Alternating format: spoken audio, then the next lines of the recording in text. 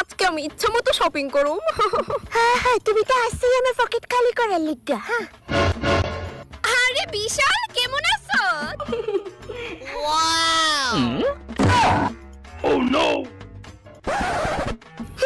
ভালো আছি। Okay bye. ভালো আছি। রেস্টুরেন্টের খাবারগুলো সেই স্বাদ, তাই না লতিকা?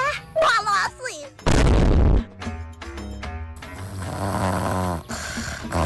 ফাইনালি ঘুমাইছে।